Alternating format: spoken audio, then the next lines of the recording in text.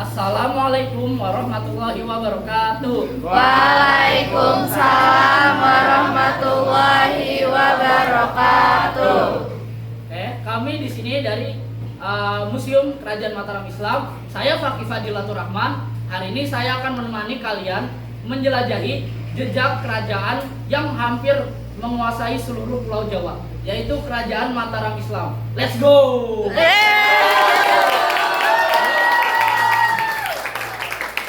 Sebelumnya perkenalkan, saya Fakih Fadilatur Rahman sebagai tour guide. Di sini di sebelah saya ada Tri Retno sebagai desain interior, lalu ada Bunga sebagai sang kurator, dan Nafiza sebagai peneliti. Tanpa basa-basi lagi, mari kita mulai. Oke, di sini pertama kalian akan melihat tempat pembelian tiket. Di sini ada pembelian tiket masuknya, harganya 6.000 saja ya. Murah-murah.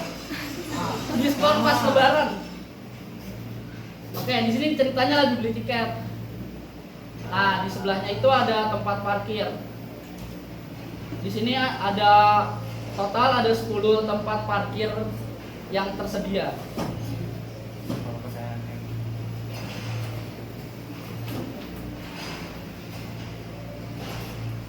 Oke. Setelah itu kalian akan diarahkan untuk ke kanan. Lihat nih, ada tanda panah buat ke kanan tuh. Ya Allah, nggak kelihatan Ki. Di sini jalannya bagus ya, lampu-lampunya. Bagus Ki. Panas.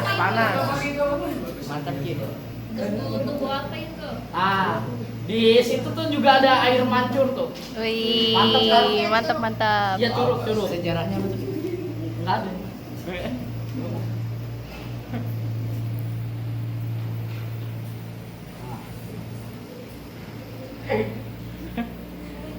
Itu tunggu apa Ki? Air mancur itu air mancur. Enggak, itu Kursi yang gitu. orang. Nah, di sini buat tempat duduk. Ada banyak tempat duduk ya, kalau kalian mau duduk dimanapun. Nah, Itu apa sih? tanpa lama-lama lagi, kita masuk lagi nih ke museumnya.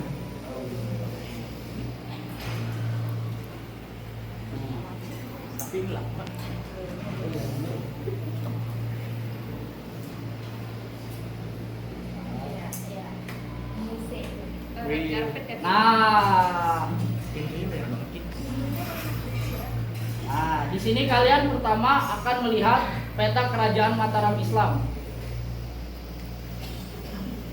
Nah, di sini saya akan menjelaskan tentang bagaimana cara membaca peta Kerajaan Mataram Islamnya. Nih, ini kan ada yang warna oranye pekat nih ya. Ini tuh dinamai wilayah inti. Wilayah inti itu maksudnya wilayah yang udah ada sejak Kerajaan Mataram Islam pertama kali berdiri. Terus ini yang oranye pucat agak kecoklatan, itu maksudnya wilayah perluasan. Wilayah perluasan itu maksudnya wilayah yang didapatkan dari hasil ekspedisi militer misalkan, ataupun dari hasil diplomasi. Nah, terus ini kalau kalian perhatiin ada banyak garis-garis ya. Ya. Garis merah ini kan, ini Ya. tuh maksudnya ekspedisi militernya. Jadi mereka kemana aja? Dari misalkan dari ini ke Batavia, terus ada juga ke Cirebon. Nah, kalau misalkan kalian perhatiin lagi ada titik, sebenarnya titik-titik, kelihatan nggak?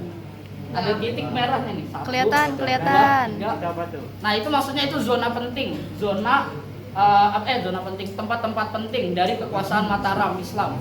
Seperti ada Cirebon, Surabaya, dan Mataram itu dan Kota Gede.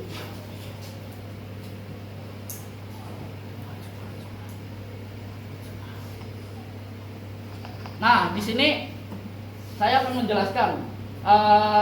Awalnya tuh Mataram Islam itu merupakan hadiah dari Kesultanan Pajang yang diberikan kepada Ki Ageng Pemanahan. Dan itu tuh terletak di pedalaman Jawa Tengah, di alas Mentaok namanya, hutan Mentaok. Namun seiring dengan cepat Mataram Islam dapat berekspansi ke wilayah yang lebih luas lagi. Terus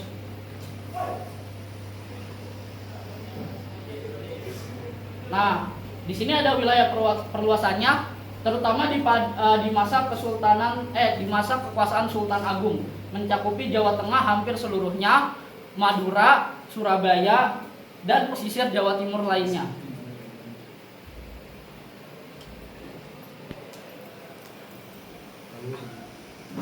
Nah, Mataram ini berekspansi melalui dua jalur, yaitu ekspansi militer, merupakan maksudnya itu sebuah pasukan militer berkumpul untuk menguasai suatu wilayah, dan juga diplomasi, seperti pernikahan politik ataupun penanaman budaya di suatu tempat. Jadi biar ingat orang-orangnya tentang budaya Mataram. Ini dua cara utamanya, bisa kalian baca: ekspansi militer dan diplomasi.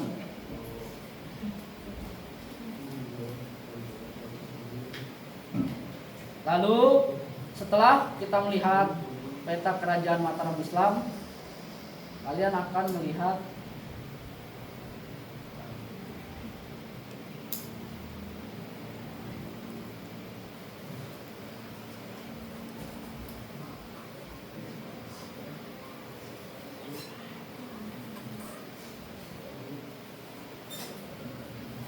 Nah, di sini ada silsilah kerajaan Mataram Islam.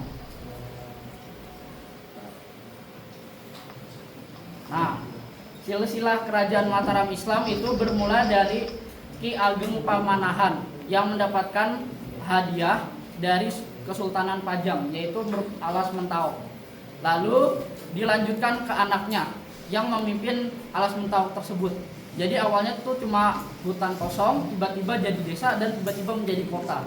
Itu dipimpin oleh Panembahan Senopati saat masa kekuasaannya. Lalu diteruskan ke anaknya, yaitu Hanya Krawati.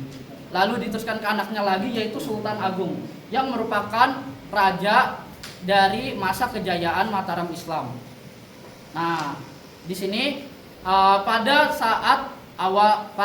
lalu setelah Sultan Agung itu turun lagi ke Amangkurat I. Masa pemerintahannya itu tuh banyak pemberontakan dan dia sangat dekat dengan VOC. Nah, karena dia kayak kontroversial, maka selanjutnya jalur keturunannya itu terbagi menjadi dua, yaitu jalur Amangkurat dan Pakubuwana. Jalur Amangkurat II yang merupakan anak dari Amangkurat I dan berlanjut ke Amangkurat III. Namun sayangnya Amangkurat III harus diasingkan ke Sri Lanka oleh VOC, dan garis Pakubuwana berlanjut dari Pakubuwana I dan Pakubuwana II. Nah, saat garis keturunan itu terpecah, wilayahnya juga terpecah, teman-teman. Ada Kasunan Surakarta diteruskan oleh Pakubuwana keturunan 2 dan 3 di Solo Surakarta. Lalu ada Kesultanan Yogyakarta didirikan oleh Pangeran Mangkubumi atau Amangkubuwana I dan melalui perjanjian Giyanti yang membelah Mataram. Berlanjut ke Amangkubuwana II dan seterusnya.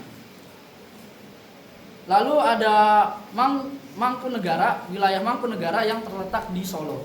Didirikan oleh Raden Mas Said melalui perjanjian Salatiga pada tahun 1757. Lalu ada daerah Paku Alaman yang didirikan oleh Pangeran Mangkutusuma atau Paku Alam I pada tahun 1813 yang memisahkan diri dari Kesultanan Yogyakarta atas dukungan dari Inggris.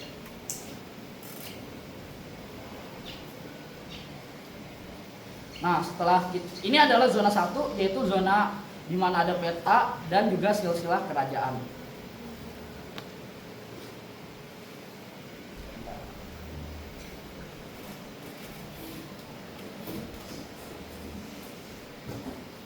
Nah,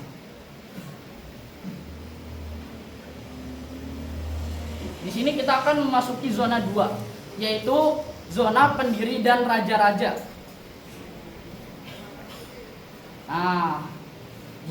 Nah, yang pertama di sini ada Sutawijaya atau nama terkenalnya Panembahan Senopati. Dia merupakan raja pertama dari Mataram Islam.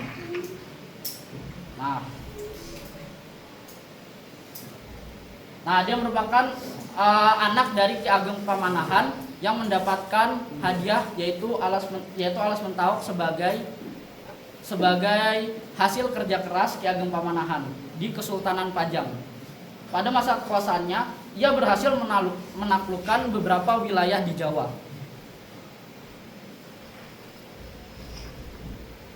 Terus dia langsung memperluas wilayahnya ke Jawa Barat, bahkan ke Cirebon. Ini bisa kalian baca.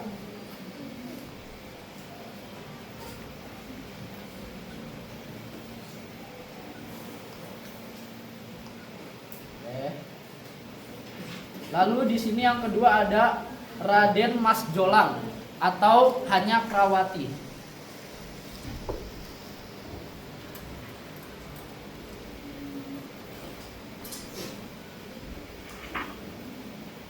Nah, di sini Raden Mas Jolang merupakan anak dari Panembahan Senopati. Ia meneruskan perjuangan ayahnya setelah ayahnya wafat. Dia ini merupakan raja yang berniat untuk menguasai wilayah Jawa Timur, teman-teman. Jadi dia melakukan ekspedisi militer ke Tuban dan Surabaya untuk menguasainya. Namun sayangnya keduanya gagal ditaklukkan karena mereka terlalu kuat. Dan juga Surabaya itu mempunyai sekutu dari luar Pulau Jawa. Jadi sayang sekali pada masa ekspedisi tersebut Sultan Raden Mas Jolang meninggal di hutan Krapyak ketika sedang berburu. Makanya dia dinamai Panembahan Seda ing Krapyak alias pangeran yang meninggal di Krapyak. Ya, jadi Seda itu artinya mati ya kalau dalam bahasa Jawa. Nah, di sini ada yang ketiga, ada Sultan Agung atau Hanyangkrokusumo. Dia merupakan raja terbesar, raja dari masa kejayaan Mataram Islam. Dia mempunyai beberapa prestasi. Yang pertama, dia meneruskan perjuangan Raden Mas Jolang menguasai Jawa Timur. Target tersusahnya adalah Surabaya. Namun dia mengetahui kelemahan Surabaya yaitu sekutu dari luar Pulau Jawa. Dia melumpuhkan sekutu-sekutu Surabaya. Setelah itu baru dia merebutnya. Setelah sekutunya direbut, Surabaya masih melawan. Namun karena sudah terlalu lama terisolasi dalam daerah kekuasaan Mataram, karena sekutu yang direbut itu udah resmi jadi wilayahnya Mataram Islam. Nah, Surabaya terisolasi, dia jadinya menyerah dan akhirnya Surabaya takluk pada masa Sultan Agung.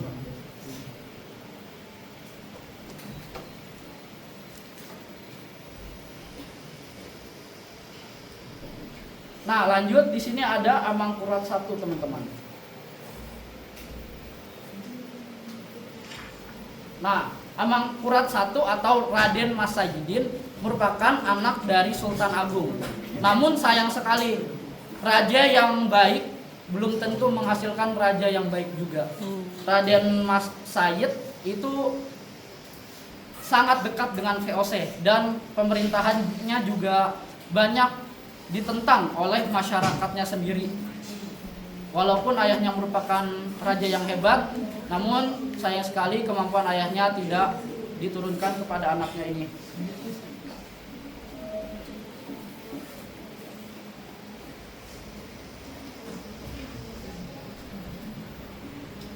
Dia di masanya itu banyak terjadi pemberontakan dikarenakan pemerintahannya yang kurang baik. Lalu di sini ada Amangkurat II yang merupakan anak dari Amangkurat I. Nah, Pangeran Adipati Anom yang merupakan putra dari Raden Mas Sayidin ini juga memiliki jabatan yang cukup lama, yaitu 26 tahun. Selama memimpin Mataram Islam, dirinya dikisahkan sebagai pemimpin yang berhati lemah dan mudah terpengaruh dengan VOC. Jadi dia sering meminta bantuan kepada kolonial atau VOC. Berbeda dengan Pak Sultan Agung Panembahan Senopati ataupun Raden Mas Jolang. Lalu di sini ada Amangkurat III. Nah, Amangkurat III ini di masanya juga terjadi pemberontakan dan dia ini diasingkan ke Sri Lanka oleh VOC. Jadi dia memerintah pada tahun 1703 sampai 1705. Lalu dia pada masa pemerintahan Amangkurat III ini dia itu juga dihadapi dengan dualisme keturunan melawan Pakubuwana atau disebut juga Pangeran Puger.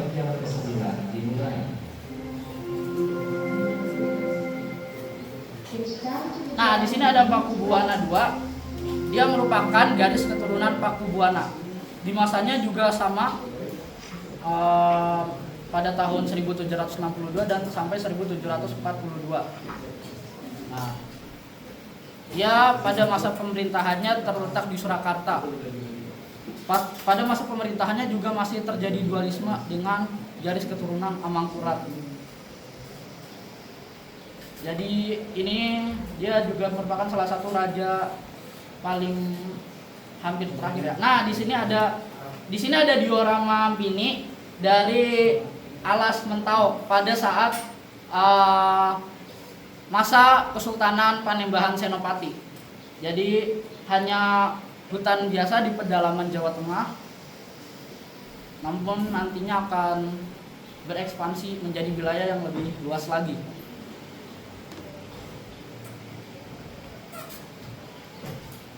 Nah, sekarang kita beranjak ke zona 3, yaitu zona masa kejayaan Mataram Islam yang dipimpin oleh Sultan Agung. Nah, di sini kalian bisa melihat ilustrasi dari Perang Batavia pada tahun 1628 sampai 1629.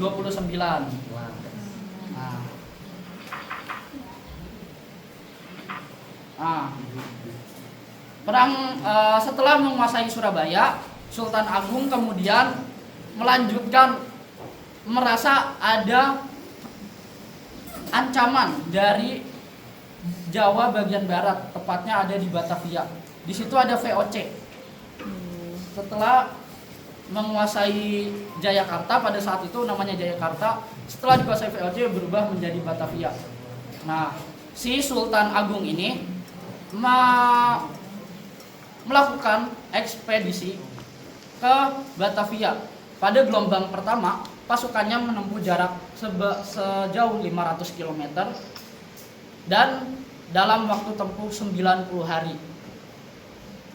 Nah, pada gelombang pertama ini, Kesultanan Mataram cukup kesulitan dikarenakan logistik yang kurang. Makanya Sultan Agung memerintahkan buat membangun lumbung-lumbung beras. Nah, saat itu pasukan Mataram Islam sudah mulai bisa menyesuaikan dengan kondisi perang.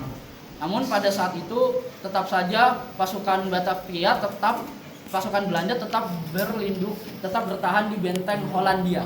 Jadi benteng ini namanya Hollandia. Akhirnya karena merasa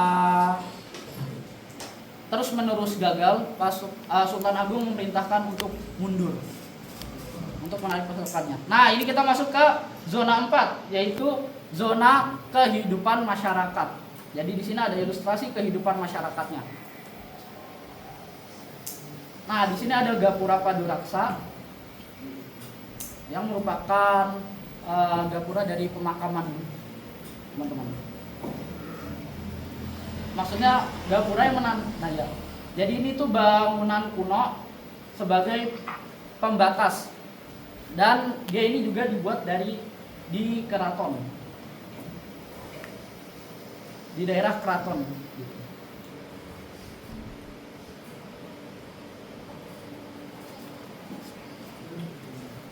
Nah, di sini kita bisa melihat ilustrasi kehidupan masyarakatnya, terutama pada saat masa kejayaan Sultan Agung.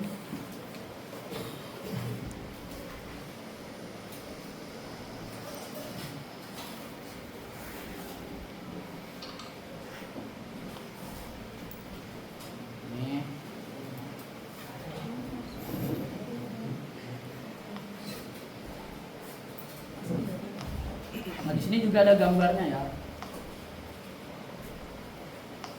Jadi masyarakat Mataram Islam itu sangat bergantung pada agraris alias pertanian. Kerajaan Mataram Islam pada abad ke-16.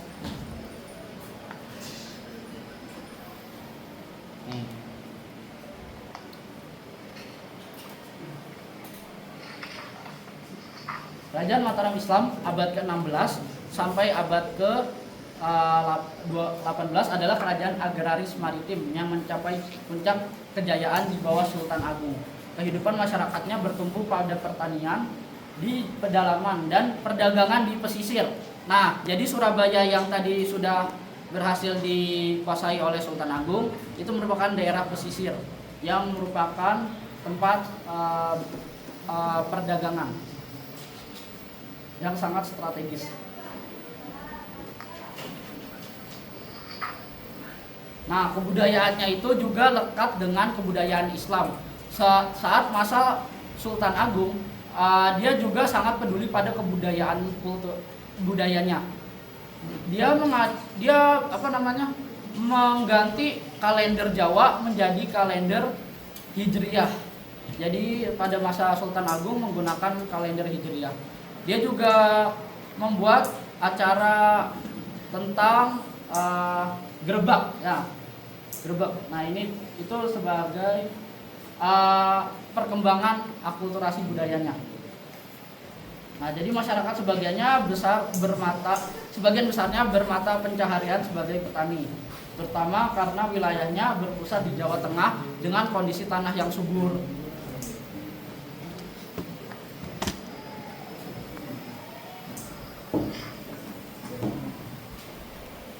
Di sini bisa dilihat ilustrasinya.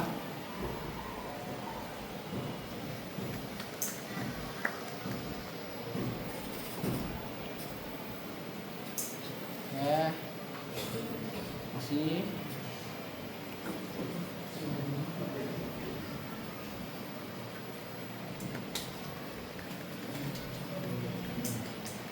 Nah, di sini juga ada tempat menyimpan beras. Di sini juga.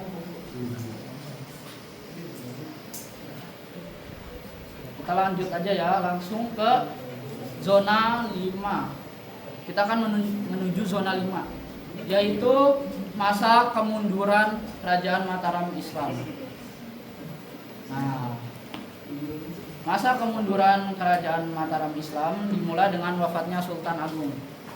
Beliau wafat pada tahun 1645 sampai 1646, diyakini di antara tahun segitu. Diyakini juga karena adanya penyakit atau wabah yang sedang melanda Mataram Islam. Nah, selanjutnya ada juga salah satu penyebab kemunduran dari Kerajaan Mataram Islam, yaitu Perjanjian Giyanti yang ditandatangani pada 13 Februari 1755 antara Pangeran Mangkubumi, yaitu Amangkubuwana I dan juga VOC, dan Sunan Pakubuwana III. Perjanjian ini resmi membagi Mataram menjadi wilayah-wilayah yang sudah tidak seperti dulu lagi. Giyanti itu adalah nama tempat perjanjiannya. Perjanjian ini tuh dari hasil dari perang Takhta Jawa ketiga pada tahun 1749 sampai 1757. Pakubuwana II telah mendukung pemberontakan Tionghoa melawan Belanda. Jadi ini salah satu penyebab kemunduran dari Kerajaan Mataram Islam. Dia ini memecah wilayah Mataram dan sudah tidak bisa seperti dulu lagi.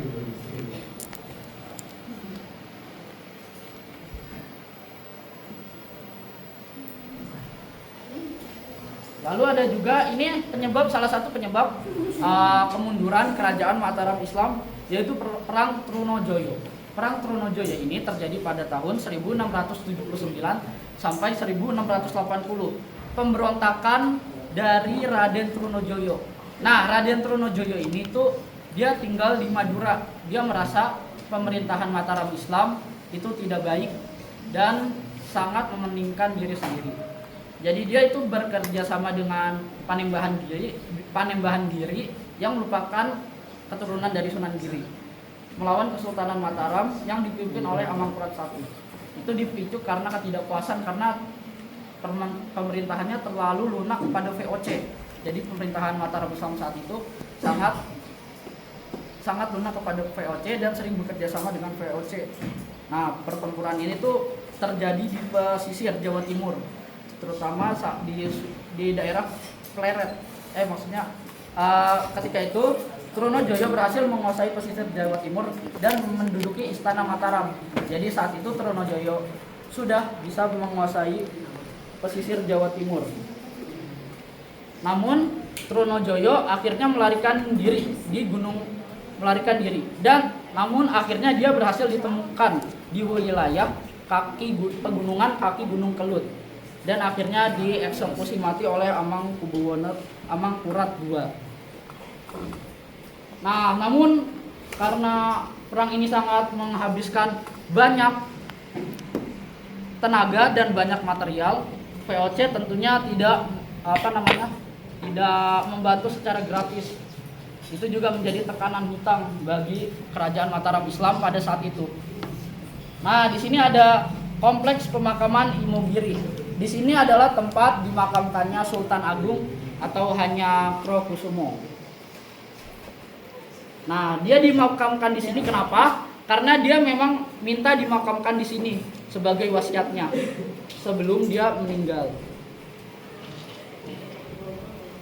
Dan ini juga salah satu peninggalan dari kerajaan Mataram Islam, masih ada sampai saat ini. Nah, selanjutnya ini ada ilustrasi dari perang Trunojoyo ketika pasukan Trunojoyo berperang di daerah pesisir Jawa Timur. Ini ada ilustrasinya.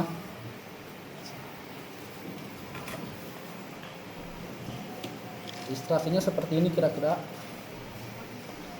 Semoga mirip lah ya dengan gambarnya. Mirip. Nah, lanjut.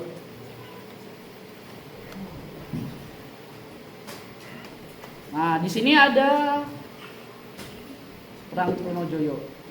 Nah, tadi udah dijelaskan ya.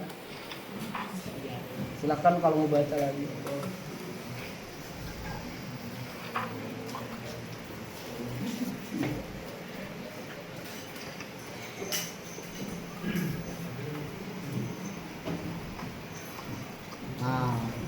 Nah, di sini kita akan melihat perjanjian Giyanti.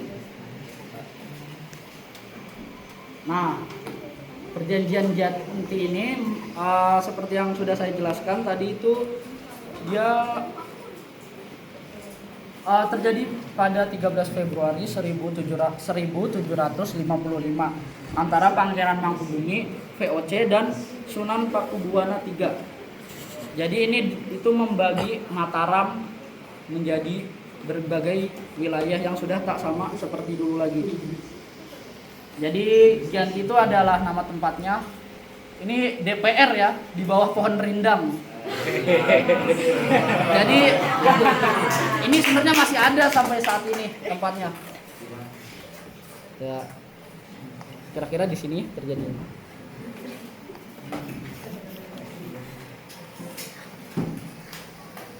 Ini kalau mau baca lagi. Nah. Jadi Giyanti itu dalam penulisan Belanda. Nah, iya. Jadi Giyanti itu merupakan hasil dari perang takhta. Perang takhta. Jadi diyakini pada perang takhta Jawa ketiga tahun 1749 sampai 1757. Di situ pada tahun-tahun segitu terjadi dualisme kekuasaan antara dua garis keturunan dari Amangkurat I. Jadi Sunan alias Sunan Mataram telah mendukung pemberontakan Tionghoa melawan Belanda.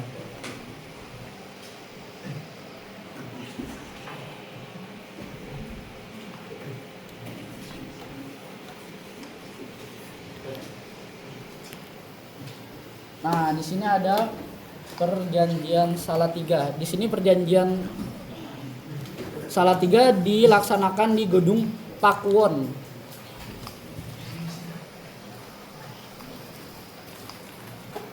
Ini juga salah satu yang melemahkan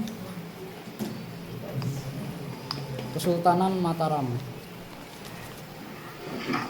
Perjanjian Salatiga adalah perjanjian yang ditandatangani pada tanggal 17 Maret 1757 di Salatiga. Perjanjian ini diadakan untuk menyelesaikan perselisihan atas perjanjian Giyanti tahun 1755.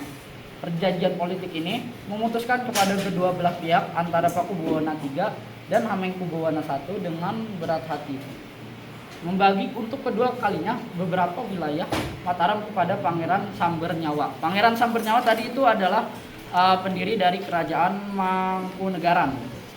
Jadi ini ada Hamengkubuwana, sampai saat ini masih ada garis keturunannya, mungkin sekarang sampai Hamengkubuwono 10.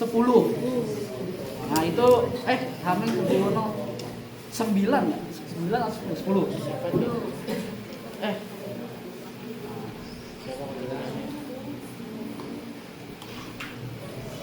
Jadi pada saat perjanjian ini wilayah Mataram sudah terpecah belah dan banyak konflik internalnya, sehingga Mataram akhirnya runtuh perlahan-lahan. Di sini juga Belanda melakukan monopoli perdagangan. Jadi rakyat yang berada di wilayah pesisir itu tidak boleh berlayar, sehingga itu tentu saja melemahkan ekonomi dari rakyat Mataram Islam. Nah, itu zona 5 udah selesai. Sekarang ke zona 6.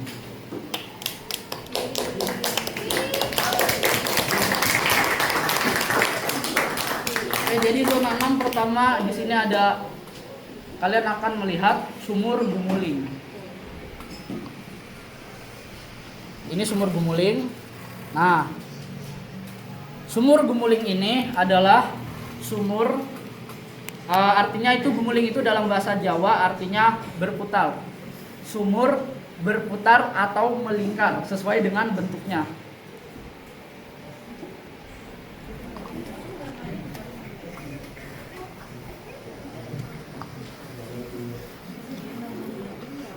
Jadi sumur ini merupakan salah satu peninggalan dari kerajaan Mataram Islam. Dipercaya memiliki keterkaitan mistis.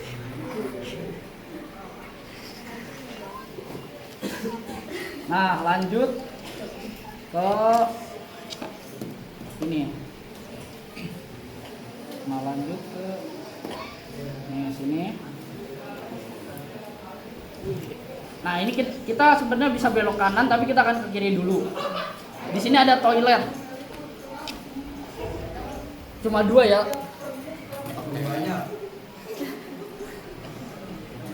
Yang biru laki-laki, yang pink perempuan. Bayar enggak? Enggak. Nah, di sini juga ada salah satu peninggalan kerajaan Mataram Islam, yaitu Masjid Gede Mataram Islam.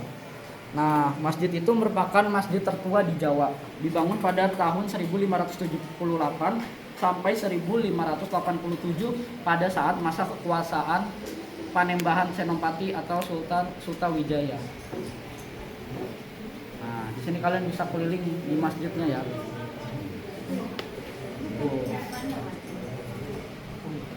Di kiri tempat duduk wanita, di kanan tempat duduk pria. Tuh, lampunya keren kan?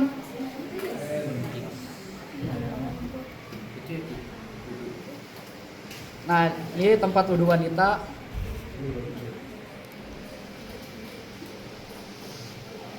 Terus kita akan ke tempat duduk pria.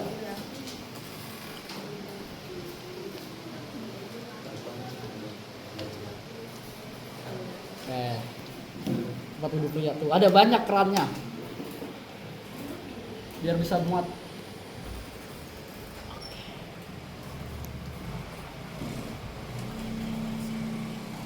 Ini dalamnya konsepnya emang terbuka gitu ya, terbuka. Outdoor. Iya, betul, outdoor.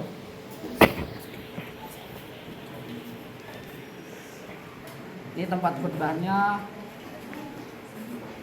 Oke, lanjut aja. Nah, kita akan lanjut nih.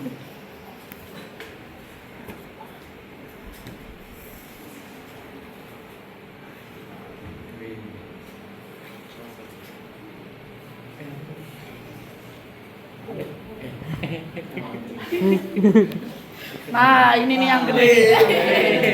Ini adalah tombak Pataka, salah satu peninggalan kerajaan Mataram Islam. Tombak Pataka ini merupakan senjata pusaka kerajaan Mataram Islam, simbol dari panji kekuasaan.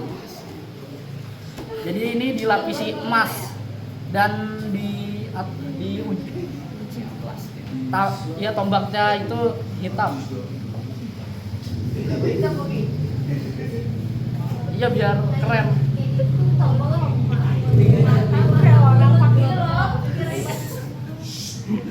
Itu pas berapa kan? Itu ceritanya mau dibuat bolongan gitu. Aku nggak bolong.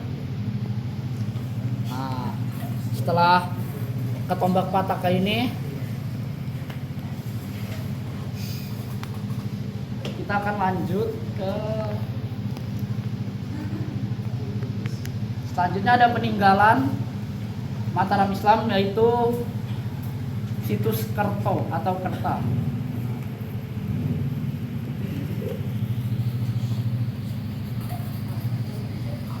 Nah, ini adalah cagar budaya, merupakan bekas pusat pemerintahan kerajaan Mataram Islam pada masa Sultan Agung dan Amangkurat I. Jadi ini merupakan bekas dari pemerintahan.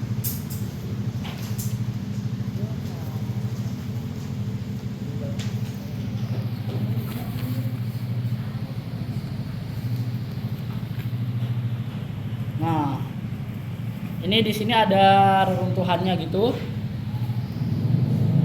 dari batu-batu ya.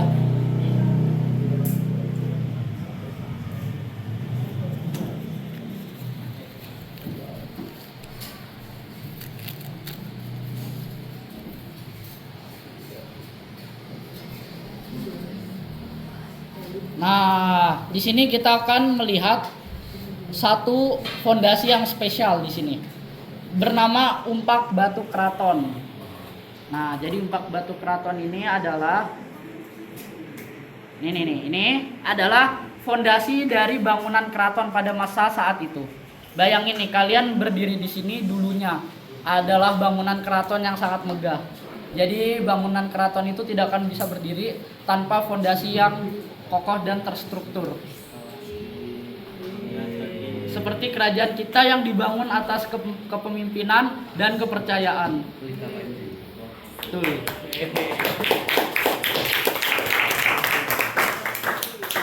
Nah, ini dia akhir dari zona 6. Sekarang kita ke zona ke-7, yaitu zona interaktif. Interaktifnya yang simple aja ya. Ya, oke, Ki.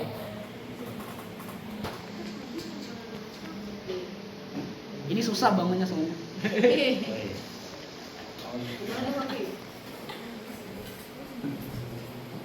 Nah, di sini kalian sistemnya akan diberikan soal. Nah, ini dia soal pertama. Perang Mataram Islam melawan VOC saat pemerintahan Sultan Agung bernama, ada yang mau jawab? Saya. Perang Batavia. Betul, Abel. Kita bener nggak nih? Kita tentuin Bener dulu nggak nih tuh? jawabannya. Lihat dulu. Sabar. Nih, kita buka 1, 2, 1, 2, 3. Nah, kita bener. Kita lihat nih, bener nggak? Benar.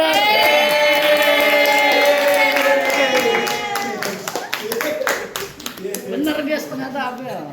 Mantap. Nah, di sini ada soal kedua. Kita lihat. Siapakah Raja Mataram Islam yang pertama? Let's go. Ada yang mau jawab? Raja Sanupati. Senopati. Sanupati. Senopati. Senopati. Senopati ya. Betul. Sabar, kita cek dulu. Cek dulu bener nggak? Cek dulu bener nggak nih? 1, 2, 3. Wah, bener.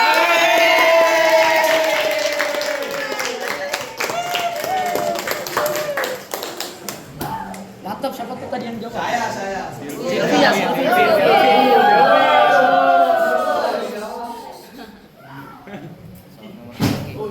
Soal yang apa? Soal keberapa? Ketiga. Nah, ini adalah Mataram Islam itu masyarakatnya mengandalkan apa untuk kehidupannya? Ya, kita lihat bener gak nih? Bener gak nih? Bener gak? Sabar belum? 1, 2, 3. Nah, kita lihat. Betul.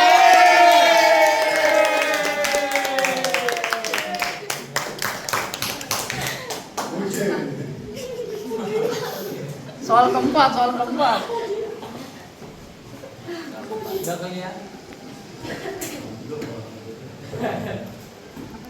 keempat nih, sabar. Kok baik lagi?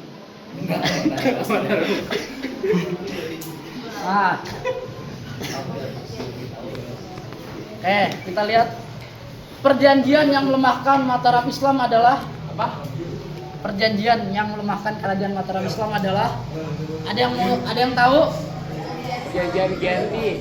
Salah 3. Apa tadi? Perjanjian Giyanti. Tadi apa? Salah 3. Oke, kita lihat. Bener gak nih? Sabar. Nah, ternyata benar. Giyanti dan salah 3.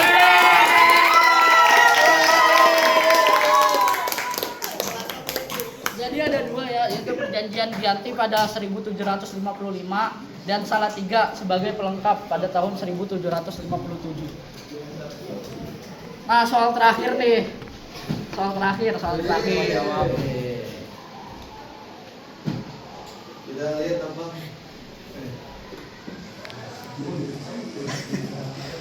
Nah, tombak dari Mataram Islam bernama Hah? Nah, kita lihat. Bener nggak nih? Tombak Pataka. Betul.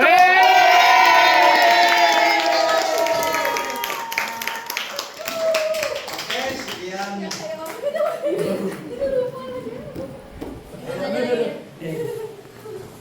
Nah, itulah Museum Kerajaan Mataram Islam. Di sini kalau melihat pemandangan ya sunset.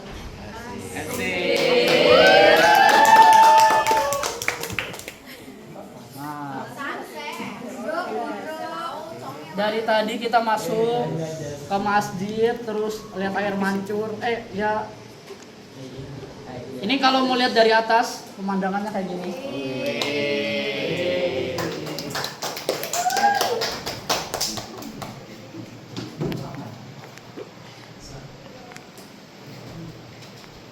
Nah, itu dia wilayah dari Museum Kerajaan Mataram Islam.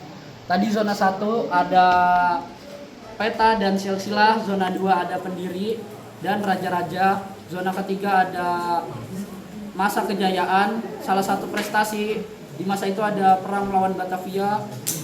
Zona 4 ada kehidupan masyarakat yang bergantung di pertanian. Zona 5 ada masa kemunduran yang diawali dari wafatnya Sultan Agung sampai ke perang Trunojoyo, perjanjian Giyanti dan Salatiga. Lalu zona 6 tadi yang di luar itu peninggalan dari Mataram Islam dan zona interaktif yang terakhir.